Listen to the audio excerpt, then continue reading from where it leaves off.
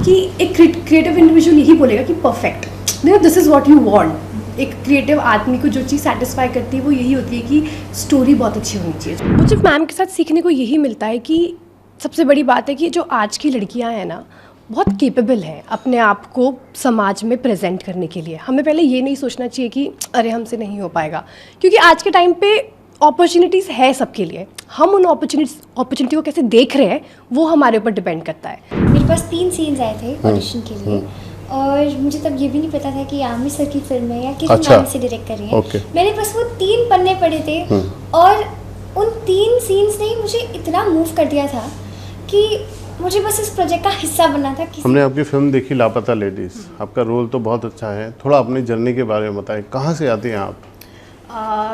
तो मैं शिमला से आती हूँ, हिमाचल प्रदेश शिमला। वहाँ पे मेरा जन्म हुआ था, मैंने वहीं पे अपनी स्कूलिंग की है। फिर मेरे घर वालों को बोला था कि मुझे एक्टिंग करनी है, तो शिमला में मेरे घर वाले इतना अवेयर नहीं है कि एक्टिंग इंडस्ट्री होती कैसी है। तो वो ऐसे थे कि नहीं नहीं ये क्या है, एक्टिंग तो हमारे ख़ानदान में कभी किसी ने की नहीं, तुम कहाँ से ये शौक़ पाल के बैठी हो। मैंने बोला मुझे तो करनी है, आप लोग मुझे भेज रहे हो कि मैं जाऊँ। तो मेरे घर वाले थोड़े स्केप्टिकल थे कि करना अलाउ करना चाहिए कि नहीं करना चाहिए। बच्ची को शौक़ तो है पर पता भी नहीं है, कोई मेरे फैमिली से कभी कोई मुंबई भी नहीं आया था। तो मैंने कॉलेज में एडमिशन ली। मैंने बोला मेरा कॉलेज मुंबई में है, अब तो मैं जा रही हूँ, अब तो आप लोग मुझे रोक भी नहीं सकते हो। तो मैंने मुंबई से कॉलेज किया। कॉलेज तो मैं बिल्कुल भी नहीं गई क्योंकि मैं ऑडिशंस ही देती रहती थी उस वक्त। तो मैं ऑडिशंस दे रही हूँ और ऐसे करके मुझे काम मिलता गया। फिर मुझे इस फिल्म का ऑफ़र आया था, तो मैंने इसका ऑडिशन दिया था। मैं कहा आमिर खान प्रोडक्शन से एक फिल्म आ रही है, इसका ऑडिशन तो देना ही देना है, क्योंकि AKP ही एक ऐसी प्रोडक्शन हाउस है जो नए बच्चों को लॉन्च कर रहा है, जो नए यूथ को अपॉर्चुनिटी दे रहा है, हम जैसे लोगों को एक प्लेटफॉर्म मिल रहा है। तो मैंने जब स्क्रिप्ट आई, मुझे 4 पन्ने की स्क्रिप्ट आई थी, तो मैंने सबसे पहले देखा कि जो आसान वाला है वो बाद में रिहर्स करूँगी, जो मुश्किल वाला है वो पहले करती हूँ। और जैसे ही मैंने मुश्किल वाला सीन पढ़ा, मैं उस सीन से इतना कनेक्ट कर गई क्योंकि वो मेरी लाइफ की स्टोरी भी कुछ उसी तरीके से बताता है। और मैंने बोला मुझे ही करना है, चाहे कुछ भी हो जाए, आई वॉन्ट दिस रोल। फिर लेटर ऑन मुझे कॉल आया कि आपको सिलेक्ट कर दिया गया है। तो बहुत ही अच्छी फीलिंग रही है अभी तक, जितना भी मैंने लाइफ में यहाँ तक पहुँचने की मेरी जर्नी रही है वो बहुत ही खूबसूरत रही है। तो फिल्म की स्क्रिप्ट ने आपको अट्रैक्ट किया या सिर्फ आमिर खान प्रोडक्शन से ये कॉल था इसके लिए अट्रैक्ट किया? मेरे लिए तो पर्सनली हर चीज़ ही ऐसे बहुत बड़ी है। आमिर खान प्रोडक्शंस, ऊपर से स्क्रिप्ट भी इतनी अच्छी है, तो वो होता है ना प्लस प्लस प्लस, हर चीज़ को टिक मार्क हो गया था। मुझे ये भी फील नहीं हुआ कि भले प्रोडक्शन हाउस तो इतना बड़ा है, it's Aamir Khan production house, पर स्क्रिप्ट में वो दम नहीं है। तो क्योंकि मैं क्रिएटिवली चीज़ों को इतना अप्रोच करती हूँ लाइफ में, तो फिर मुझे वो डाउट भी नहीं रहा, क्योंकि वो क्रिएटिवली भी इतनी खूबसूरत स्क्रिप्ट है कि एक क्रिएटिव इंडिविजुअल यही बोलेगा कि perfect, this is what you want. एक क्रिएटिव आदमी को जो चीज़ सेटिस्फाई करती है वो यही होती है कि स्टोरी बहुत अच्छी होनी चाहिए। जो हम परफॉर्म कर रहे हैं, हमें उसमें परफॉर्म करने में हमें बहुत चीज़ें मिले। तो मेरे लिए कभी कोई ऐसा डाउट नहीं था। तो जो आपका कैरेक्टर भी है वो बहुत कुछ सिखाता है, बहुत कुछ अवेयर है, वो भोली भाली लड़की नहीं है, वो इस सिस्टम को बदलना चाहती है, कुछ करना चाहती है। किरण जी से काम करके, किरण जी के साथ क्या सीखने को मिला? मुझे मैम के साथ सीखने को यही मिलता है कि सबसे बड़ी बात है कि जो आज की लड़कियां हैं ना, बहुत केपेबल है अपने आप को समाज में प्रेजेंट करने के लिए। हमें पहले ये नहीं सोचना चाहिए कि अरे हमसे नहीं हो पाएगा, क्योंकि आज के टाइम पे अपॉर्चुनिटीज़ है सबके लिए। हम उन अपॉर्चुनिटी को कैसे देख रहे हैं वो हमारे ऊपर डिपेंड करता है, क्योंकि अपॉर्चुनिटी आज के टाइम पे मिल जाती है सबको, तो हमें उस अपॉर्चुनिटी का अच्छे से यूज़ करना चाहिए। और किरण मैम से मैं यही सीखती हूँ, मैम को पता है कि उन्हें क्या करना है। उन्हें पता है कि अगर जैसे हम कोई टेक भी ले रहे हैं फिल्म में, मैम को एग्जैक्टली पता है कि अगर मैं इस चीज़ को ऐसे चेंज कर दूँगी तो वो क्या निकल कर आएगा। तो मैम की ये बहुत अच्छी बात है। और मैम बहुत आर्टिस्टिक है। मैम का सिर्फ काम पे ही नहीं, अगर हम ऐसे बाहर, जैसे आजकल हम सिटी ट्रैवल्स पे जा रहे हैं, तो मैम का एक आर्टिस्टिक स्पिरिट है मैम की। मैम को घूमना बहुत पसंद है और मैम को नई नई चीज़ें ट्राई करना बहुत पसंद है। तो मुझे ये चीज़ें मैम की बहुत अच्छी लगती है। अभी रिसेंटली आप उस गांव में भी गए थे जहाँ आप लोगों ने शूट किया, कैसा एक्सपीरियंस रहा? लोगों ने मिला, आप तो फिल्म देख रहे होंगे लोग। एक्चुअली ये बात अभी मैं कर रही थी, तो ऐसा लगता है कि 2 साल की पूरी साइकिल ख़त्म हो गई है। हम जब स्टार्टिंग में गए थे तो एकदम ऐसे डरे हुए होते थे, वहाँ देखते थे कि कुछ बोल ना दे हमें, क्योंकि हम नए नए आए हुए हैं, हम भी एकदम बहुत कॉशियस है। लेकिन जब अभी हम गए थे वापस, सब हमें इतना प्यार से वेलकम कर रहे थे। जहाँ जहाँ हमने सीन शूट किया था, हमने वो सारी जगहें देखी, और ऐसे मेमोरी ताज़ा हो गई, क्योंकि वहाँ पे एक टाइम पे हम एकदम टोस पे एकदम मेहनत कर रहे थे कि हाँ ये सीन ऐसे करना है, एक समझ थी। अब ऐसा लग रहा था कि उस पूरे सीन को हम दूर से देख रहे हैं, ऑडियंस की तरह देख रहे थे, तो बहुत ही अच्छा लगा। वहाँ के लोग बहुत प्यारे हैं। आमिर खान साहब से कुछ टिप्स मिले आपको? सर से ये टिप्स मिले, ऑफ कोर्स सर से हम ये टिप्स लेते रहते हैं कि सर अब आगे लाइफ में कैसे प्रोसीड करना है। एंड सर का हमेशा ये होता है कि जो भी तुम करोगे काम, बी वेरी श्योर कि तुम you satisfied of what you doing, कुछ भी मत कर लेना। एंड आमिर खान सर से जब हम ऐसे बात भी करते हैं ना उनके साथ, तो उनसे भी बहुत कुछ सीखने को मिलता है। उनकी हर एक लाइन में एक टीचिंग है। तो हम काम की तो चलो बात करते ही हैं, पर काम को छोड़ के जो हम ऐसी बातचीत कर रहे हैं उसमें भी बहुत कुछ सीखने को मिलता है। मैंने जब दंगल देखी थी, एक्चुअली मुझे उस वक्त मेरे अंदर वो एक्टिंग का पैशन जाग गया था, तो मैं थिएटर में अपने दोस्तों के साथ दंगल देखने गई थी। और मैंने दंगल में जो आमिर सर की ट्रांसफॉर्मेशन देखी थी, वो बहुत कमेंडेबल ट्रांसफॉर्मेशन थी। और मैं वही सोच के इतनी हैरान हो गई थी, मैंने कहा इन्होंने ये किया कैसे? इन्होंने पहले इतना वेट गेन किया और फिर इतनी अच्छी बॉडी बना दी, ये क्या था? अब जब हम इस बारे में बात करते हैं तो सर बताते हैं कि it's all in your mind. तो हमारा माइंड इतना पावरफुल है ना कि हमारी फिजिकल बॉडी कुछ भी नहीं है उसके सामने। इट्स आवर माइंड जो हमारी पूरी बॉडी को कंट्रोल करता है। अगर तुम मेंटली स्ट्रॉन्ग हो, you can achieve anything what you want in life. तो आई थिंक मैं आमिर सर से ये बात बहुत सीखती हूँ अच्छे से। अब तो आपके बहुत इंटरव्यू भी छप गए हैं, मीडिया में भी रिपोर्ट्स आ गई, अब क्या रिएक्शन है घर वालों का? आप घर वाले मेरे काफ़ी खुश हैं। इनफैक्ट पूरे शिमला में ये बात काफ़ी लोगों को पता चल गई है। तो सब लोग यही बोलते हैं कि हम काफ़ी प्राउड है आपसे। तो मुझे अच्छा लगता है ये सुन के, क्योंकि मैं एक्चुअली में एक वॉइस बनना चाहती हूँ हिमाचल प्रदेश के लिए। क्योंकि जहाँ से मैं आती हूँ वहाँ पे अभी भी ऐसी बहुत लड़कियाँ हैं जो शायद ऐसा कुछ करने से पहले 100 बार सोचती है, या फिर फैमिली सपोर्ट नहीं करती है।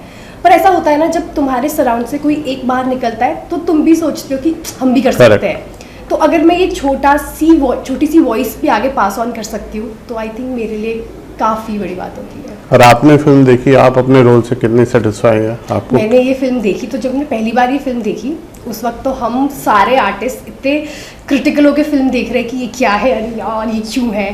पर जब हम भोपाल गए थे, भोपाल में स्क्रीनिंग ली, वो मैंने सेकेंड टाइम फिल्म देखी, तो मैंने ऑडियंस की तरह वो फिल्म देखी।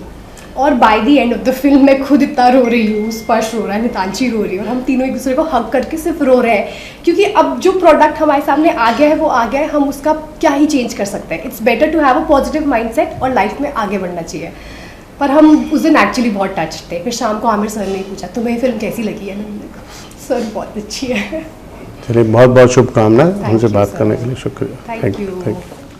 तो सर मैंने एक वेब शो किया था, तो उस वेब शो में लॉकडाउन के चलते आमिर सर को टाइम मिला कि उन्होंने वो वेब शो देखा। कौन सा? जामतारा। तो आमिर सर ने जब वहाँ पे मुझे देखा तो उनका एक कॉल आया, उन्हें मेरा काम काफ़ी पसंद आया था। तो उन्हें शायद ये जहन में कहीं रहा होगा कि यार इस लड़के को इसके ऑडिशन के लिए बुला सकते हैं लापता लेडीज़ के। तो ऐसे मुझे इसका ऑडिशन देने का मौका मिला। फिर तो प्रोसेस जो था काफ़ी ऑर्गेनिक था। मैंने ऑडिशन दिया एंड देन एक ऑफिस में आके फिर से एक और ऑडिशन दिया और तब जाके मेरा सिलेक्शन हुआ। तो आपका रिएक्शन क्या था जिस शहर से आप अभी आपने बताया आप यूपी से हैं, आमिरा से है, और आमिर खान का कॉल आ जाना, तो अच्छे के होश उड़ जाते हैं। क्या फर्स्ट रिएक्शन क्या था आपका? सर मुझे ऐसा लगता था कि कभी भी किसी भी बड़े स्टार का मुझे अगर कॉल आएगा या मैं उनसे मिलूँगा तो मैं सक पकाऊँगा नहीं। बट जिस दिन उनका कॉल आया और मैंने वीडियो कॉल पे उनको कैमरे के उस तरफ देखा तो मैं सच में हिल गया। तो मेरी सांसें ऊपर नीचे थी और मैं लिटरली शिवर कर रहा था। तो मैंने बहुत कुछ फालतू चीज़ें भी बड़बड़ा दी, सर मैं डर रहा हूँ, नर्वस हो रहा हूँ, बट उन्होंने काफ़ी कंफर्ट किया। पर यस, वो एक होता है जब आप किसी स्टार के सामने होते हो, रूबरू होते हो, तो आप थोड़े सक पका जाते हो। और जब आपने स्क्रिप्ट पढ़ी, किस चीज़ ने आपको सबसे ज़्यादा अट्रैक्ट किया इस फिल्म को करने के लिए? सर आई थिंक पहले तो पूरी स्क्रिप्ट ने ही मुझे बहुत अट्रैक्ट किया। पर अगर मैं आपको शुरुआत से बताऊं तो मैंने सिर्फ ऑडिशन के 4 पन्ने पढ़े थे जिनको मुझे प्रिपेयर करके भेजना था आगे। तो उन 4 पन्नों पे जो लिखा हुआ था उसने मुझे काफ़ी ट्रिगर कर दिया कि ये 4 पन्ने इतने अच्छे तो पूरी स्क्रिप्ट कितनी अच्छी होगी। और फिर उसके बाद जिस तरह का मैसेज ये फिल्म दे रही है वो भी बहुत बड़ा है कि लड़कियों को प्रोत्साहन दें, लड़कियां खुद को कैसे ढूंढें, खुद ना खो जाएं खुद ही में। और एक और बहुत अच्छा मैसेज था जो दीपक, जो मेरा कैरेक्टर है, वो कहता है इस फिल्म में कि जो आदमी है वो अपनी फीलिंग्स को एक्सप्रेस कर सकता है। जैसे हम काफ़ी दफ़ा अपनी फीलिंग्स को दबा लेते हैं ना, तो ये सब कलेक्टिवली मुझे बहुत सपोर्ट किया और फिर मैंने मना करने का कोई ऑप्शन ही नहीं था। और Kiran Rao ma'am is directing, तो व्हाई नॉट। क्या किरण जी से काम करके क्या सीखने को मिला आपको? क्या सर आपकी एक्टिंग में क्या और इजाफा हुआ? आई थिंक किरण मैम के साथ काम करने का एक सबसे अच्छा फ़ायदा है क्योंकि मैंने पहली दफ़ा एक फ़ीमेल डायरेक्टर के साथ काम किया था। तो जब आप एक फ़ीमेल डायरेक्टर के साथ काम करते हो ना, तो आपके अंदर कितना कुछ छुपा हुआ है ना, आपके इमोशंस, आपकी फीलिंग्स वो बाहर आती हैं। तो फिल्म शूट करते करते उनके डायरेक्शन में तो एक बेहतर एक्टर मैं बना ही हूँ। काफ़ी इमोशंस जो मेरे अनडिस्कवर्ड थे, जो ना मैं देख नहीं पा रहा था, वो काफ़ी सामने उभर कर आए। लेकिन एक और चीज़ मैं मेंशन करना चाहूँगा कि उनके साथ काम करके मैं एक बेहतर इंसान भी बना हूँ, मोर देन एन एक्टर। तो ये मुझे बहुत बड़ा फ़ायदा हुआ है। कहीं एक डर नहीं होता फिल्म लापता लेडीज, फीमेल डायरेक्टर, एक एक्टर को, मेल एक्टर को इनसिक्योरिटी नहीं होती कहीं वुमेन ओरिएंटेड सिनेमा बन जाएगा? इसमें आप अपने आप को कहाँ पाते थे? मुझे कभी एक्चुअली ये डर नहीं लगा, और ये इसमें कोई मेरी खूबी नहीं है, इसमें किरण मैम की खूबी है कि वो इस तरह से आपको सपोर्ट करती हैं, इस तरह से आपको पैम्पर करती हैं। और मुझे नहीं लगता कि कोई भी कहानी हो, चाहे वो फीमेल ओरिएंटेड हो या मेल ओरिएंटेड हो, अगर आपका कैरेक्टर उस तरह से बखूबी लिखा गया है तो आप दिख के आओगे, और अगर आपने काम अच्छा किया है तो किसी भी तरह की फिल्मों आप दिख कर सामने आओगे।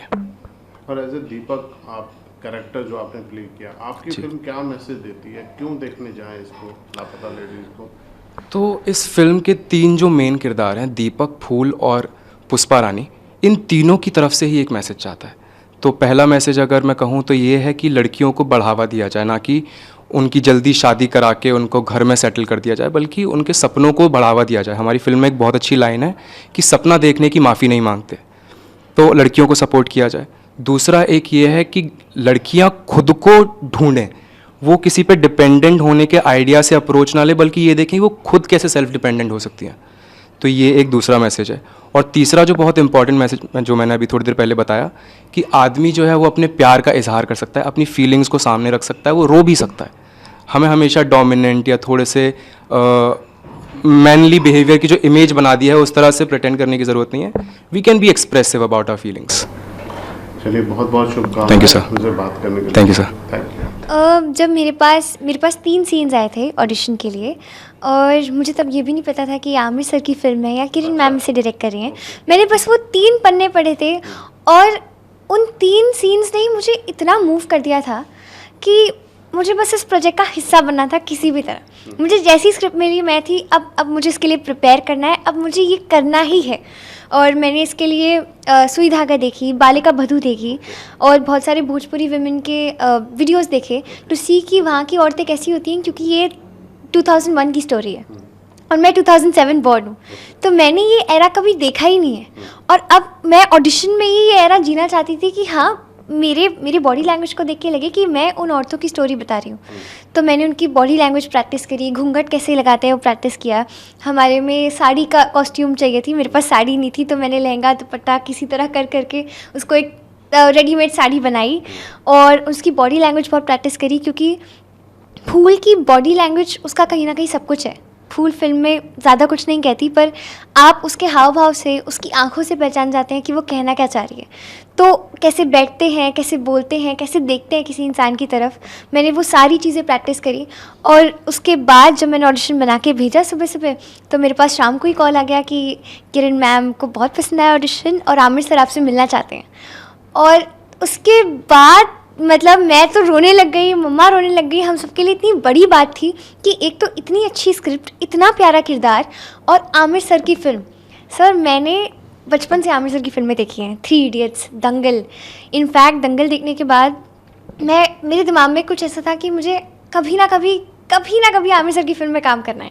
और जब ये हुआ, मेरे लिए इतनी बड़ी बात थी। मैंने अपनी डैडी को बताया, बिल्कुल ड्रीम कम ट्रू हो गया। इट वाज लाइक मेरी दुनिया ही पलटने वाली है।